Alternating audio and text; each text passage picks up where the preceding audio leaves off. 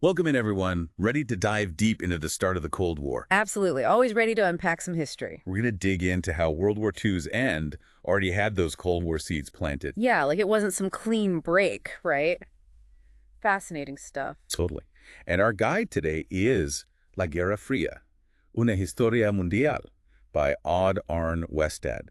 Gives a really interesting perspective on this whole period. Oh, yeah. Westad's great. He brings up stuff you don't always hear. Exactly. Like, we think of the U.S. and Soviets as this united front against Hitler, but this book shows how different their visions were for the world after the fighting. It's true. It's like everyone's celebrating victory, but behind the scenes, different goals entirely. Huge disconnect, right? Big time. Yeah. And a lot of it goes back to Stalin, Deep mistrust of the West really colored how he saw everything. Like, even when they were on the same side. Oh, yeah. Convinced capitalism just inherently meant conflict, always looking to exploit, expand. Wow.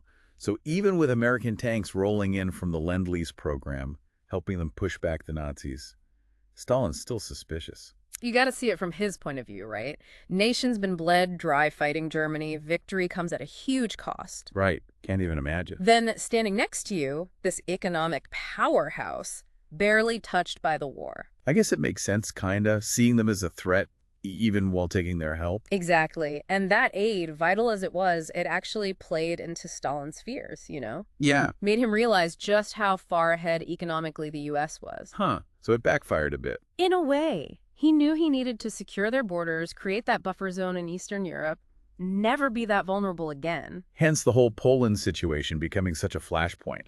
Soviets install a communist government. The West is understandably freaking out. Right, like huge alarm bells. But weren't there agreements about free elections in Poland? There were, yeah.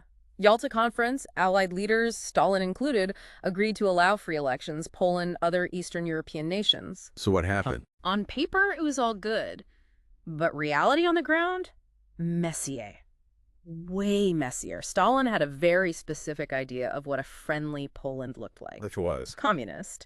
No way he was leaving that up to chance, not with Soviet security at stake. He was playing chess, everyone else was playing checkers. And that's where Churchill's Iron Curtain comes in, right? Exactly. Not just a physical division of Europe, but this stark representation of the divide.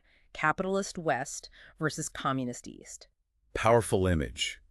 Really captures the feeling of betrayal a lot of people in the West felt. Like, we just fought a whole war together and now you're shutting us out. And don't forget the leadership change in the U.S. Roosevelt passes away, in comes Truman, way more direct, some might even say blunt, totally different dynamic than a year prior. Instead of this shared relief, celebration, it's like the war ending was just the starting pistol for a whole new kind of standoff. You said it, time of massive uncertainty, old rules out the window, nobody knew what was going to happen next. And then, like, it wasn't tense enough already, the atomic bomb gets thrown into the mix. Oh yeah, talk about upping the ante. It wasn't just a new weapon, it was a game changer.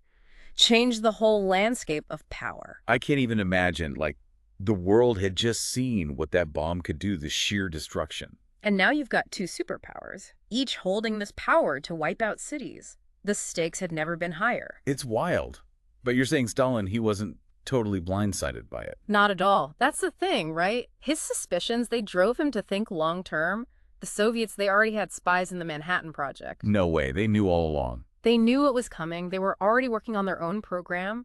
While the world was celebrating the end of one war. They were preparing for the next one. In a way, yeah. You have the U.S. now, this global superpower, economically, militarily dominant, and completely set on containing communism. Which Westad really emphasizes, right? This idea that the U.S. felt like it had to stop the spread of Soviet influence. It was a core part of their foreign policy. And on the other side, you've got the Soviet Union, battered but victorious, expanding their sphere of influence. Two totally different visions for the future, both going for the gold. How could that not lead to conflict? It was a clash of ideologies, of fundamental beliefs. Capitalist West versus Communist East. Democracy and free markets against state control and collectivism. And that played out everywhere, didn't it? From Korea to Vietnam, even the United Nations. Even the UN, meant to be this beacon of cooperation, it became another arena for their rivalry. Speaking of the UN, Westad talks about this conversation in 45. Lord Halifax, British ambassador to the U.S., and the economist John Maynard Keynes. Halifax says, and I'm paraphrasing, "Sure, the Americans have all the money, but we," meaning the Brits and the Soviets, "we have the brains." Like different approaches, different strengths. And you can see how those mindsets, the anxiety, the mistrust, it all fed into the Cold War. It's what makes this period so interesting to unpack, you know? History, it's rarely simple. Full of contradictions, stuff happening that nobody planned for. Makes you wonder, could it have gone differently? Could they have avoided the Cold War? Easy to say in hindsight, but Historians are still debating that. More trust between the Allies. What if the atomic bomb never happened, you know, with all its implications? wild to imagine it. Or what if Stalin hadn't been so focused on securing Soviet power in Eastern Europe? So many what ifs. It highlights how crucial those decisions were. Those moments of tension shaped everything that came after. Absolutely. And that's why understanding this period matters. Cold War's over, but the lessons, ideology, power, the dangers of not trusting the other side, still relevant. Totally. Well, we've covered a lot of ground in this deep dive, from that shaky alliance during the war to these two superpowers, each with their own vision. Yeah, Westad really lays it out clearly, doesn't he? He does. A lot to process, but hopefully gives everyone a new angle on how the Cold War started, this conflict that basically defined the 20th century. And as you learn more about this time, think about this. What if you were at the negotiating table? What choices would you make? Oh, good question. How would those choices echo through history? Keep asking those questions. Keep diving deeper. That's what it's all about.